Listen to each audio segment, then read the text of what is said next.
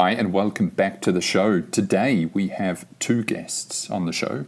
We have Kevin Goodnight, who is Global Business Development, and we have Mike Gunion back, who is Global Sales and Marketing, both for Infinit-O. They are a well-regarded outsourcing firm here in the Philippines. Both Kevin and Mike are based in the US and serve, of course, North America, and both highly experienced chaps in outsourcing and, of course, business generally. So I had a really good conversation with them, caught up with Infinit-O, their updates in terms of the Philippines with COVID and their exciting vaccination program for their staff. And, of course, we talk business and how outsourcing is evolving, and how business itself is evolving, and how the two can combine to really transform a business. So I really enjoyed my conversation with Kevin Goodnight and Mike Gunion. As always, if you want any of the show notes, go to outsourceaccelerator.com/podcast. Enjoy. This podcast is brought to you by Outsource Accelerator. We are the world's leading outsourcing marketplace and advisory. We help big and small businesses with their outsourcing needs, and we can help you too. We cover everything from offshore business and staffing strategy, optimal outsourcing structures, implementations, and fully managed services. If you are already outsourcing, about to start, or are somewhere in between, then we can ensure that you get the best from outsourcing. That's the best prices, best terms, and of course the best results from your offshore operations. The Outsource Accelerator marketplace now covers over 3,000 outsourcing firms, representing a global workforce of over 5 million people. We also host this leading outsourcing podcast, publish Inside Outsourcing, and have over 15,000 pages of content on the site. Because we span the entire market, we can ensure that you get the best deal possible. Get in touch today. Visit us at outsourceaccelerator.com/quote.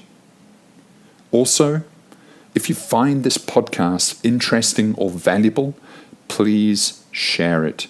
We have now produced hundreds of episodes featuring the outsourcing world's most prominent luminaries. Please show your support by sharing this podcast today. Hi, and welcome back, everybody. Today, I'm joined by Kevin Goodnight and Mike Gunion of Infinit-O. Hi, guys. How are you? Doing great. Doing Thanks. great. And we've got two voices there. Kevin, just quickly so we can orientate to the voice, do you want to say what you do at Infinit-O? You know, I think I have one of the world's best jobs. I get to meet people all over the world.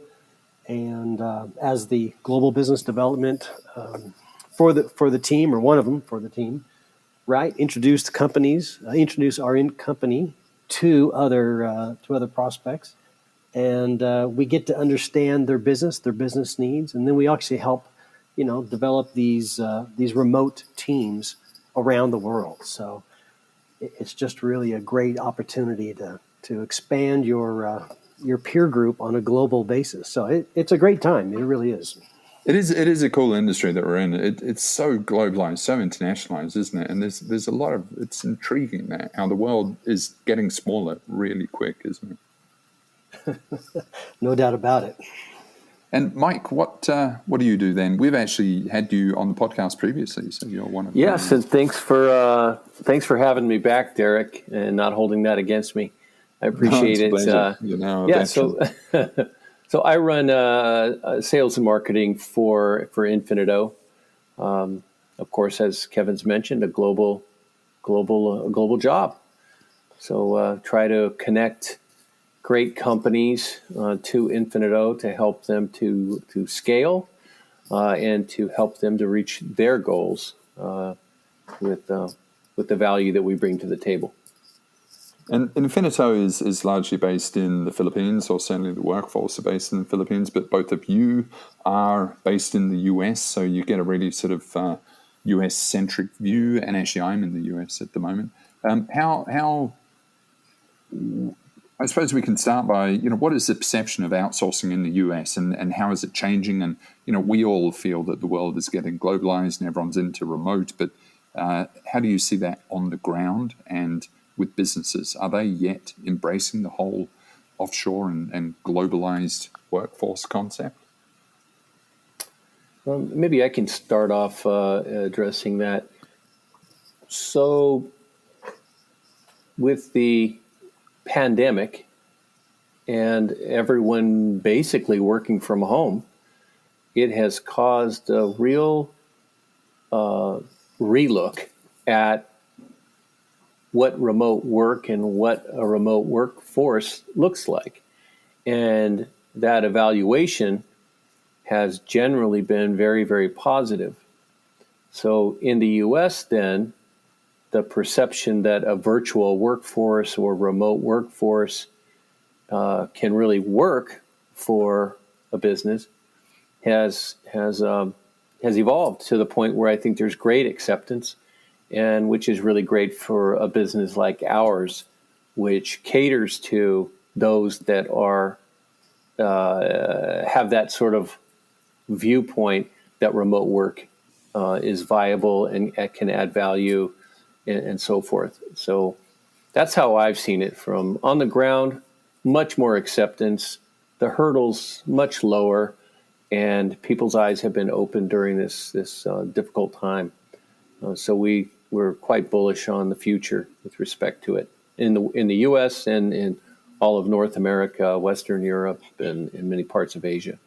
Kevin, do you see that it's reaching the average business owner, or is it just the early adopters, and is there still resistance to it? How do you find the market?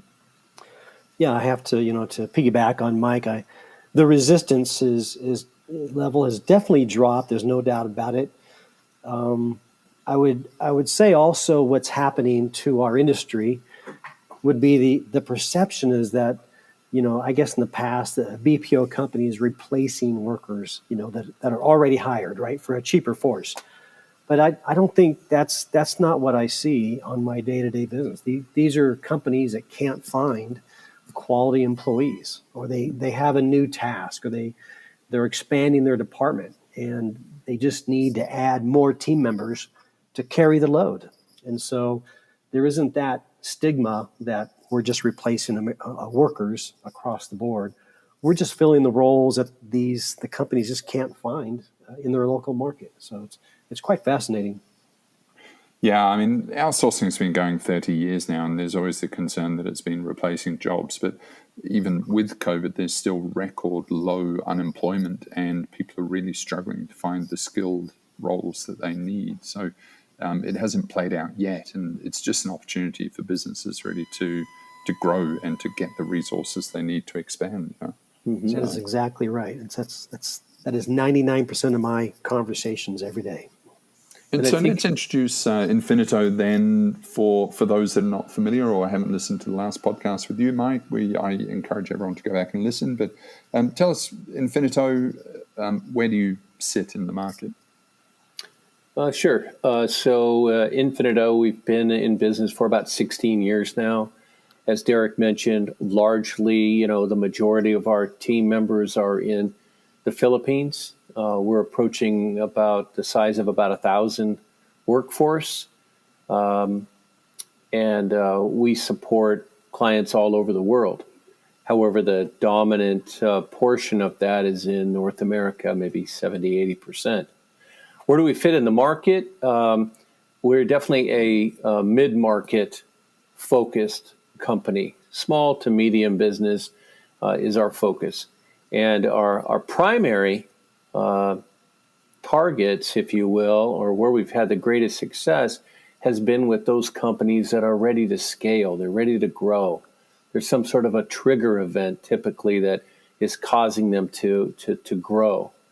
And in order for them to stay and become competitive, they have to look at this from a world standpoint. Where can they get a workforce at the most efficient cost structure, and where, as Kevin said, that they can find the best quality of talent, and many of those types of companies are, for example, venture capital backed expansion stage companies that perhaps have just raised a funding round, or a company that has just merged with another company and they're ready to grow as a combined unit. They now have capital to do that because it takes capital to expand.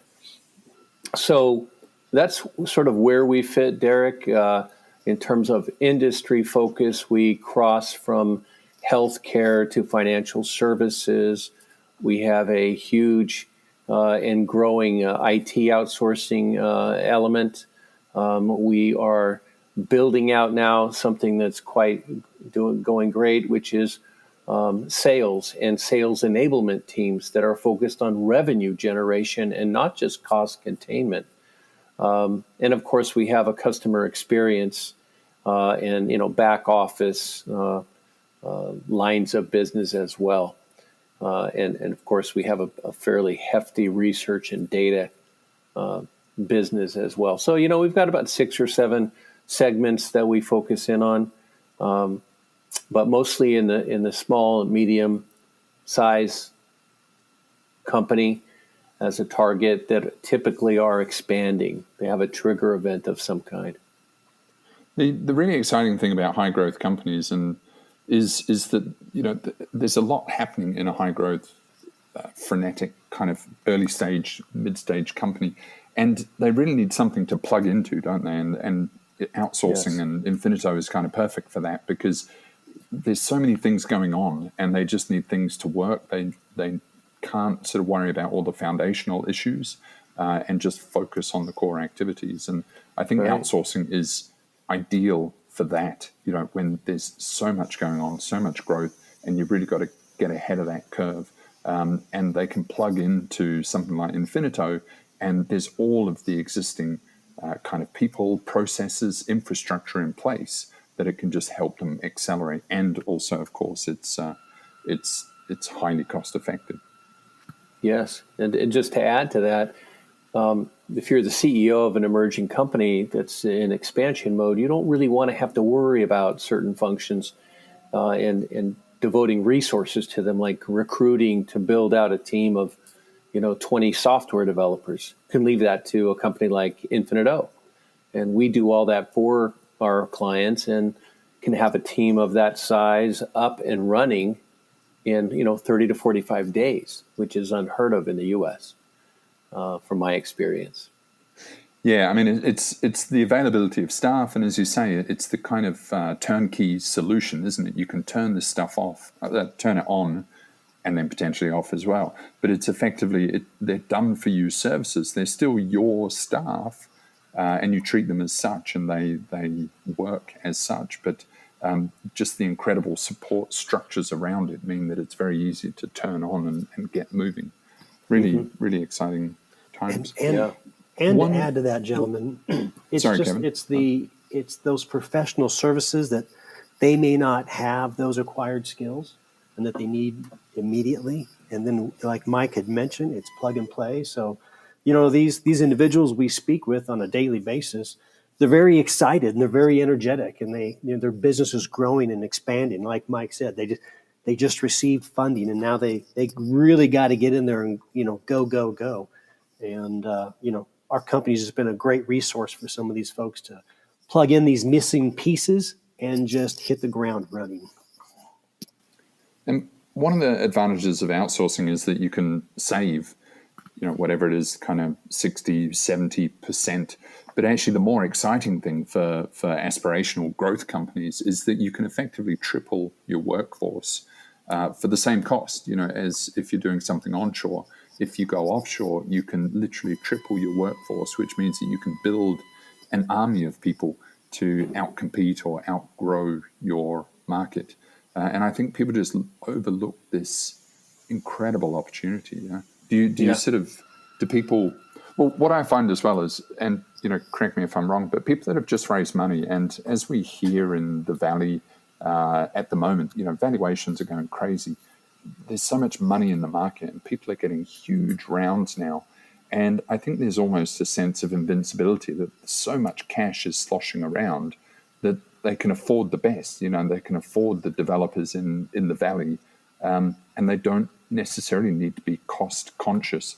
Do you see that a little bit? And it's kind of reminding people that actually it's still prudent to be cost effective and manage your resources and extend your runway. I would say the answer that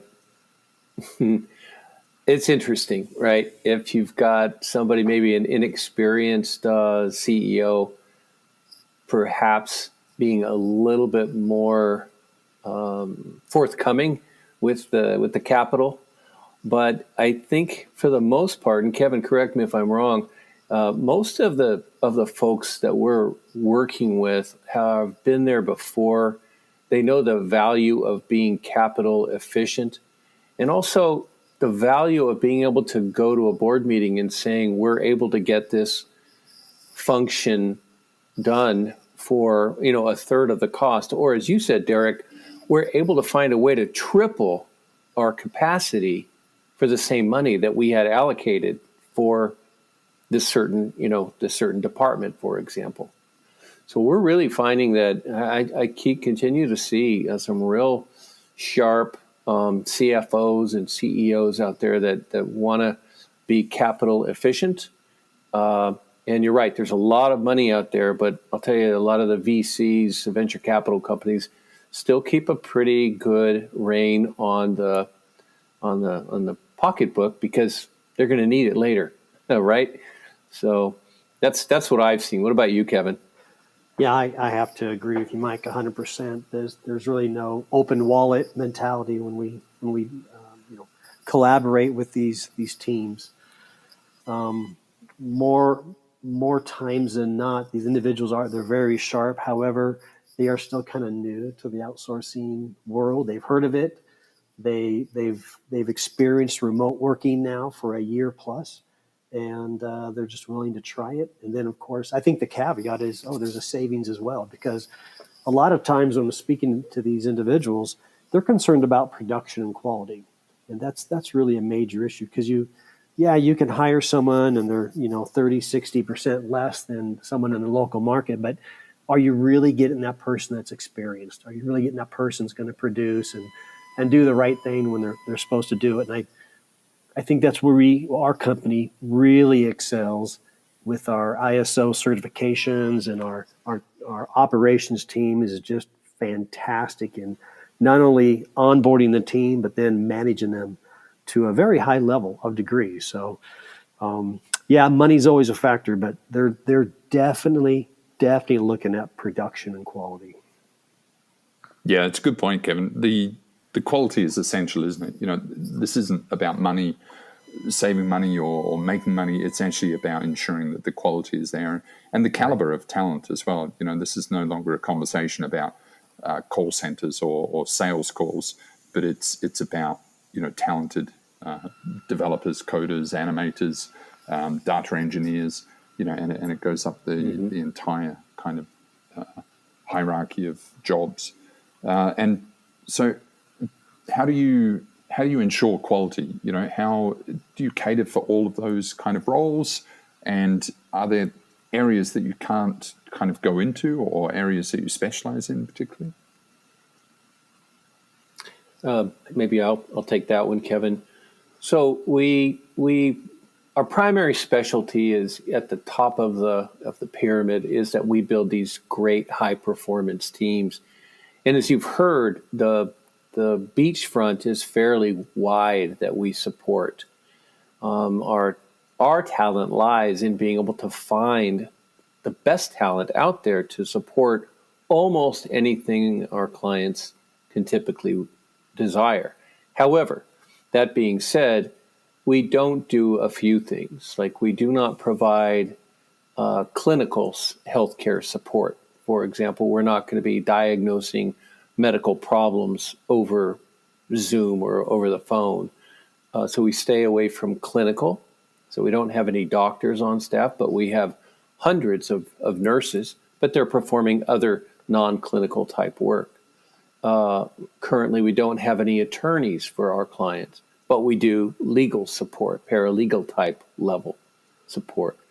So in terms of domain expertise, we really are really strong in healthcare overall, in financial services, in the research side of things, and IT and sales.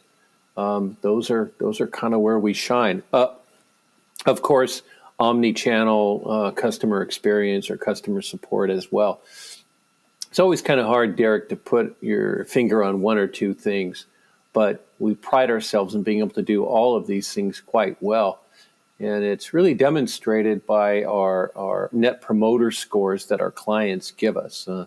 And if you're familiar with that structure, a score in our industry, a score of 20 is considered sort of average.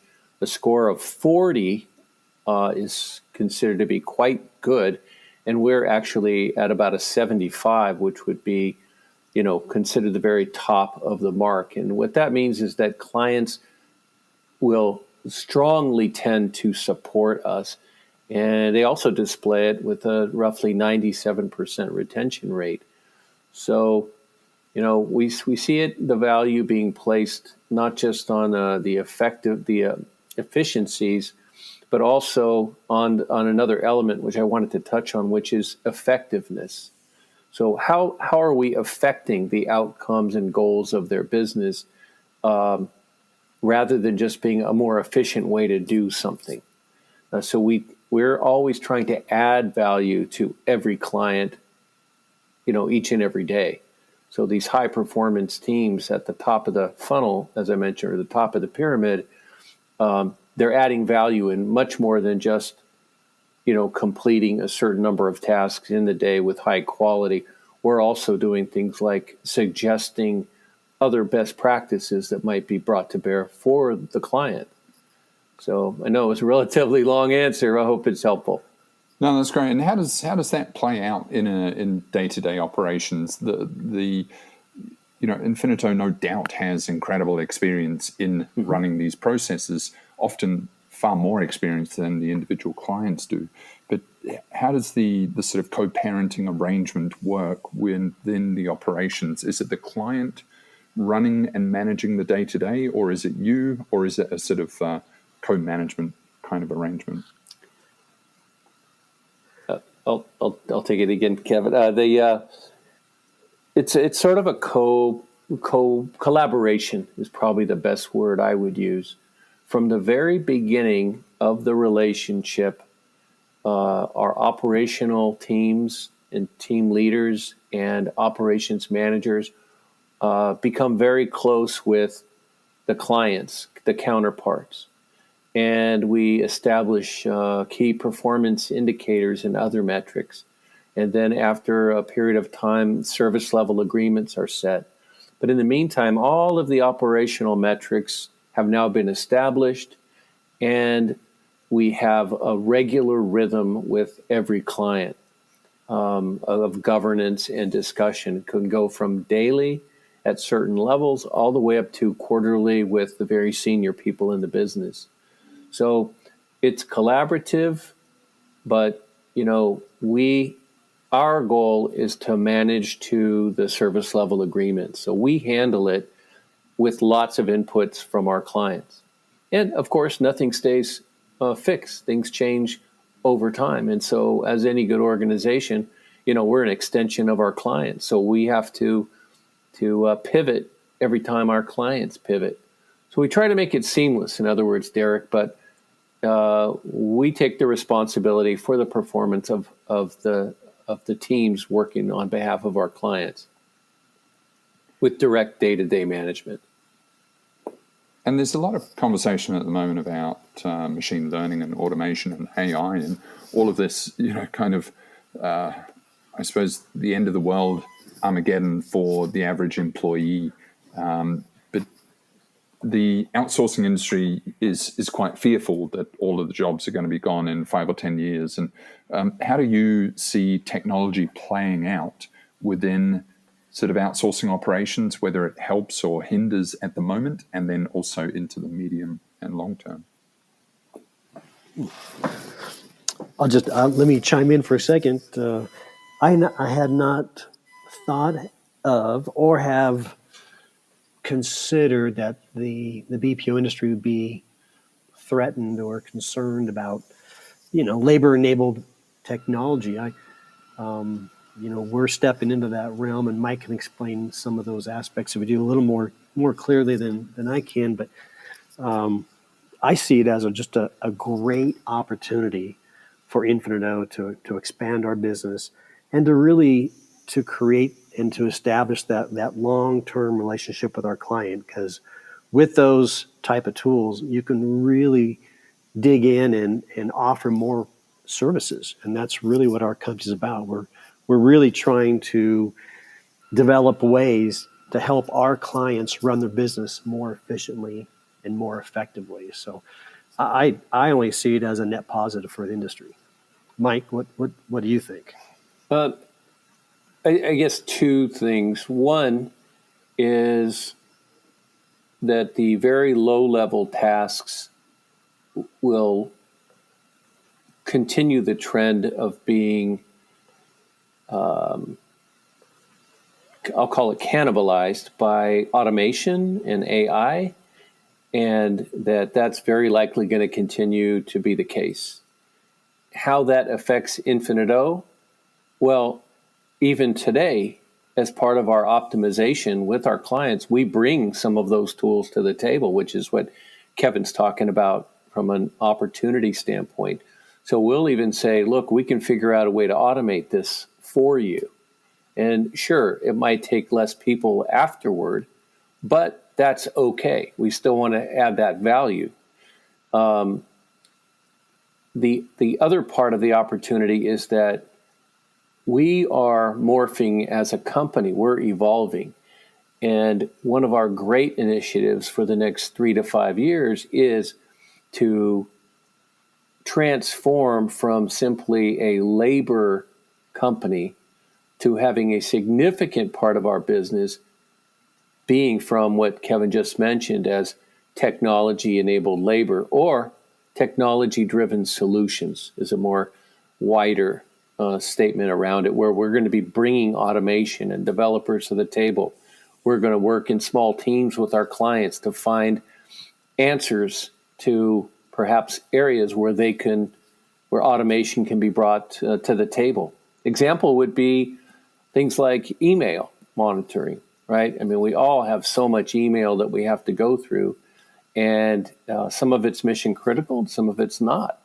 And so we're building out automation tools that allow for some of our clients to have their email monitored, and important things go through and other things go through logic gates to get answers very, very quickly. So that's an example where in the past, perhaps people would have been doing something, but now it can be automated. So Derek, in short, we're trying to embrace it. And also one of the reasons why we're kind of moving what we call up the food chain in terms of work, from BPO to KPO, sort of knowledge process outsourcing, and where we're at bringing, research scientists to the table rather than just someone who's an administrator. It's just it's an evolution, and I think you hit the nail on the head that yes, there's going to be some cannibalism in the space where technology and machine learning and AI and everything is going to take some jobs, but that's okay. It opens up lots of doors. Yeah, it's fascinating, isn't it? Like technology, when outsourcing started, there were only telephone lines. So the opportunity for what you could actually do was so limited because you could only sort of push it through a phone line. And so you had a voice, whereas now everything is over data, and then also all of the tools basically broadens the capacity of what can possibly be done through communications, through online.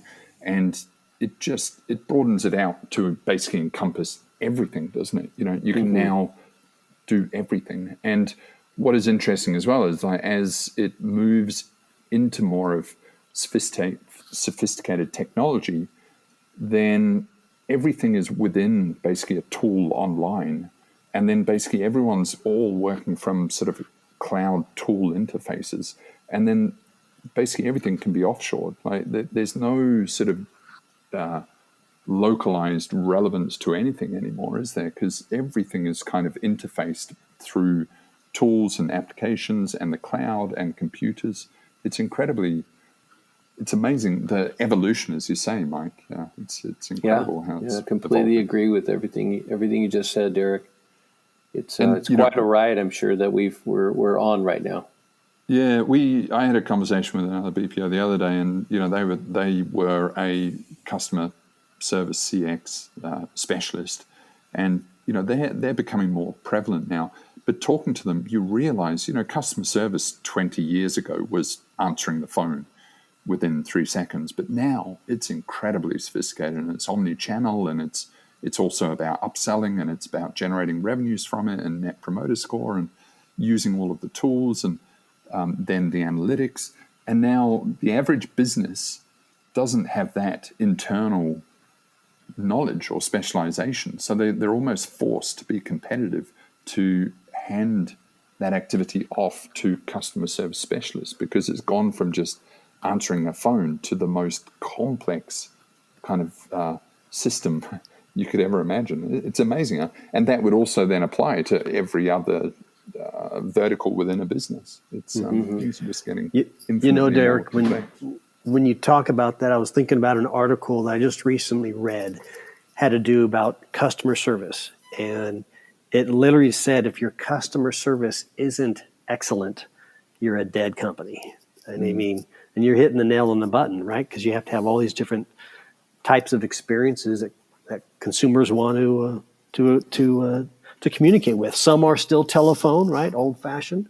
Others just I just want to chat, and you better respond back within 3 minutes or so, right? And they better be cogent with their answers, because again, this idea that the consumers have that your customer service being excellent is just given. That's what you have to provide, and it can't be anything less.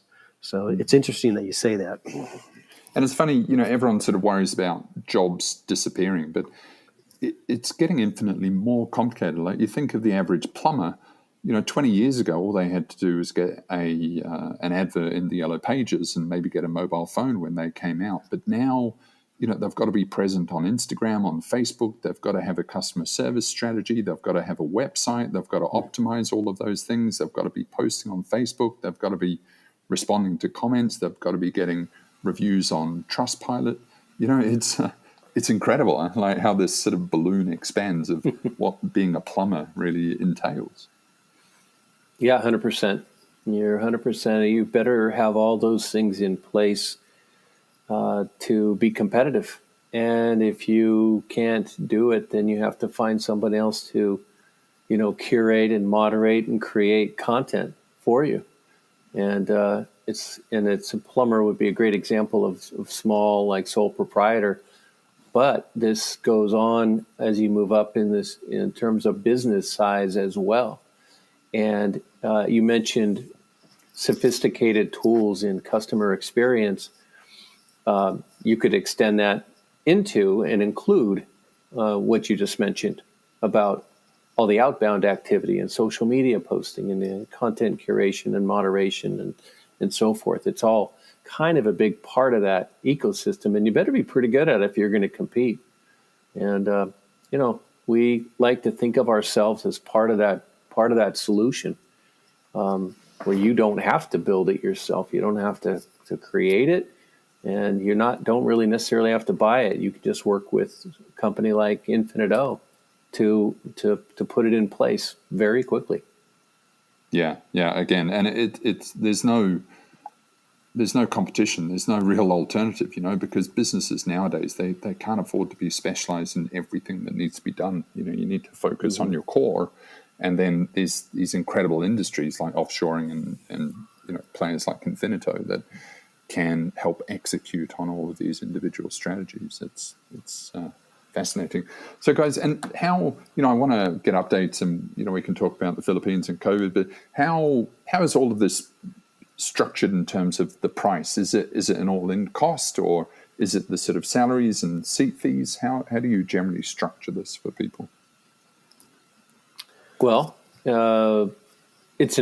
have an all-in fee, monthly fee, typically based on the number of team members that are a part of the team, and we have an annual contract, monthly invoice, and we have very, very simple and straightforward a change structure or a termination structure, so that we're very, very easy to do business with, from getting started all the way through perhaps the end, which we hope never comes, but all the way through that, it's easy to do business with. Yes, it is all in, so there's no extra fees or extra costs, and that includes all the things that you need to build out a team, from real estate space and computers, software, as Kevin mentioned earlier, the security platforms and IT, and so forth and so on, plus all of the HR and personnel and finance things that have to take place in any kind of a business. But we take care of all that. And yes, it's all included in the fee.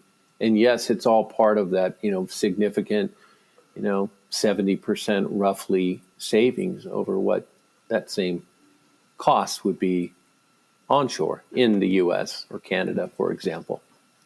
And again, it's that turnkey nature, isn't it? So, as any employer would know in the US or anywhere in the world, just employing someone, it is such incredible, obligation, red tape, liabilities, operational considerations when you employ someone. And all of that is taken care of. It's exactly. And gentlemen, they do think about that. But then when we get into the negotiation stage, that all goes out the door. Right?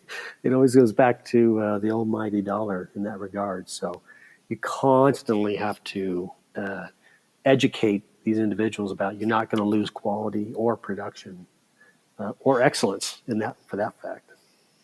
Yeah, and that's a difficult thing sometimes, with an invoice that's all included.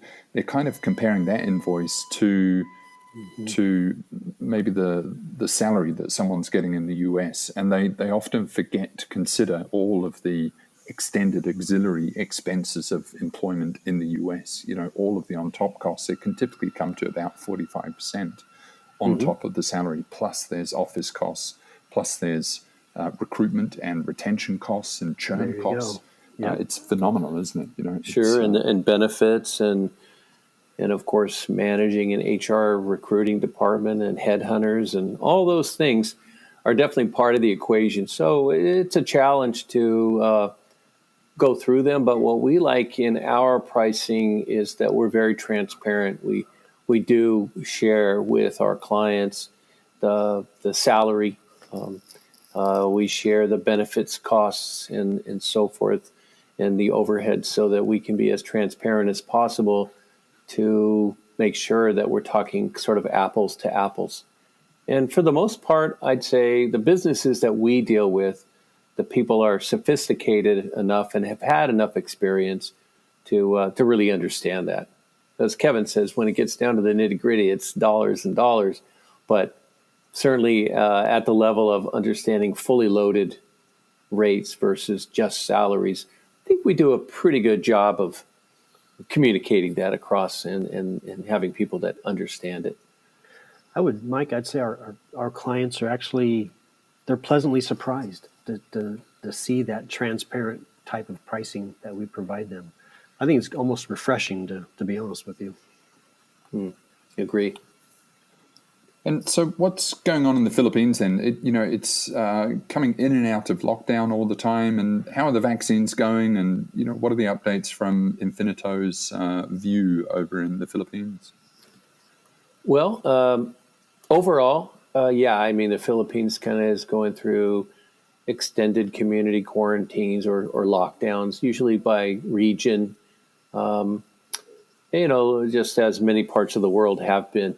The government in the Philippines is now having inoculation centers by region and by different geographical boundaries, but people are being vaccinated. And one of the things I'm very proud of that our company has done is that we acquired early on the Moderna vaccine and one other, so that we could ensure that all of our employees and their dependents would have the opportunity to become vaccinated. So we're methodically going through that process right now. So between our work and what the work that the government's doing, it's people are, going through the process just like we did sort of in the States and then throughout Europe. And that's happening now in the Philippines. We're all hopeful that that will continue and be effective before significant outbreaks occur. So we're all hopeful of that for all of our team members and the general population in the Philippines. But we're pleased to report that we've taken care of our team members and their dependents in that way as best as we can. And with the Philippines, a lot of it does fall down more onto the private sector as opposed to in the US, for example. Yep. A lot of the private companies are having to make arrangements, and it is fantastic. And of course, there's been incredible disruption from COVID, as there has everywhere in the world. But the outsourcing industry has generally had zero downtime, and in fact has even sort of grown throughout the pandemic. So it's really sort of shone a light on the power and resilience of the industry, I think. That's a great point. Yeah, I think even in 2020, we still grew at roughly 20%. And what, as you look back on things, which we can't quite say look back on yet, but during that period of time, we didn't lose even one client. We didn't lose service. We were able to move people from the office to remote location capabilities within 2 weeks. That's a lot of people, a lot of mobilization, and a lot of work we're very, very proud of. Whereas some of our people, competitors, if you will, in the same industry, both in the Philippines and elsewhere, we're not so fortunate to be able to maintain service. So we're pleased about that as kind of a little bit of something to be proud of during a difficult time. Yeah, no, it's incredible. And it outsourcing provides the economic backbone for the industry. So it's incredible that it is resilient and it's surviving and it's growing. Is so important for the Philippines and the Philippine people and industry generally. And of course, it's helping business in the US. So it's a win-win. Guys, I really recommend, as always, that people pick up the phone and have a conversation. And everyone's business is different, but talking to people like yourselves, Kevin and Mike, and just really kind of feeling out what outsourcing is, how it can be applied, what sort of roles might be suited, what the prices are. It's so valuable, isn't it? What do you guys recommend in terms of engaging? Is it just picking up the phone? How should people kind of get started? Well, the best way is to just go to our website at Infinit-O.com, and there's a box there to hit and says, let's set up a call. And then someone from our team, whether it be Kevin or one of the other folks, will set up a quick call and have a little discovery session to understand what and if we might help you to do. To move your company forward. So, Kevin, what do you think? Just the website's probably the best, huh? It really is, because it's universal, and even though we're global, I myself don't work 24/7. So I like to have some rest every now and then. but it's the easiest way to get a hold of us. And, it's really simple to do business with us. We have a collaborative type of a discussion. And, from there we come up with a proposal, and every now and then we do some additional discovery, whether it's operations or data security. And we go through those in a methodical way, but it's a very quick process. And I think our clients they're pleasantly surprised on how easy it is to do business with our company. So go into the website, click on the contact us, and we can initiate that first meeting. Yeah. And alternatively, the email address of sales@infinit-O.com works just as well. So we appreciate it, Derek, having the opportunity to talk to you and to share a little bit about our company. Thank you. Yeah, no, thank you. Thanks, guys. I really enjoy it, and it's great to get those updates. And, as always, I recommend people just reach out. It can be so transformative, and just have a conversation, because like Mike and Kevin are worldly business chaps, and it just can transform a business. It's so powerful. So can't recommend it enough. Guys, thank you so much. Great to chat. Thank you, Derek. Thank you. Great to be here.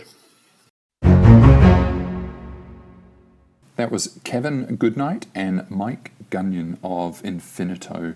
As always, if you want any of the show notes, go to outsourceaccelerator.com/podcast. And if you want to ask us anything, then just drop us an email to ask@outsourceaccelerator.com. See you next time.